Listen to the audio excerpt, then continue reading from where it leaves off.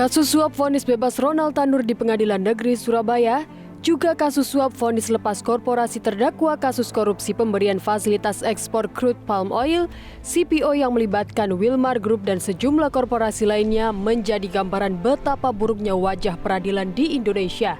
Hakim yang semestinya menjadi benteng terakhir bagi para pencari keadilan, nyatanya begitu mudah tergiur iming-iming suap dan menggadaikan sumpah profesi, sekaligus mengingkari statusnya sebagai wakil Tuhan dalam penegakan keadilan. Dan inilah tumpukan uang 2 triliun rupiah dari total 11,88 triliun rupiah yang disita Kejaksaan Agung dari Wilmar Group dalam kasus korupsi pemberian fasilitas ekspor CPO. Dalam kasus ini ada 4 oknum hakim yang terlibat, yakni Ketua Pengadilan Negeri Jakarta Selatan Muhammad Arif Nurianta yang sebelumnya menjabat sebagai Wakil Ketua Pengadilan Negeri Jakarta Pusat. Kemudian Juyamto yang merupakan Majelis Hakim Perkara Ekspor CPO. Berikutnya ada Agam Syarif Baharudin dan Ali Muhtarom yang merupakan anggota Majelis Hakim. Dalam kasus ini nilai suap yang diterima para hakim tersebut mencapai 60 miliar rupiah.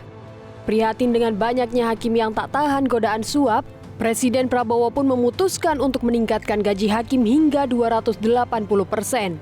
Dengan meningkatkan gaji tersebut, Prabowo berharap para hakim bisa bekerja dengan baik, berintegritas, dan tak mudah tergoda iming-iming suap.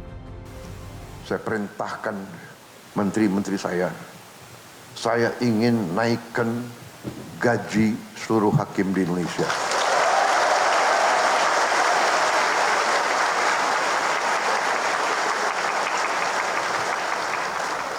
Cari uangnya, enaknya jadi presiden tuh tinggal perintah-perintah.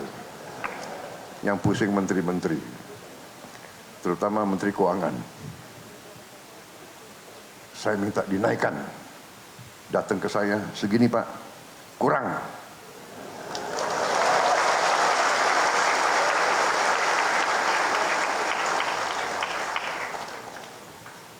Kalau perlu, anggaran lain saya kurangi.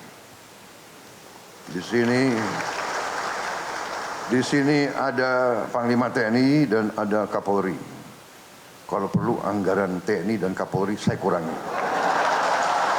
Mantan Hakim Agung Gayus Lumbun mengapresiasi langkah Presiden Prabowo Subianto yang menaikkan gaji hakim hingga 280%, hingga bisa meningkatkan kesejahteraan para hakim.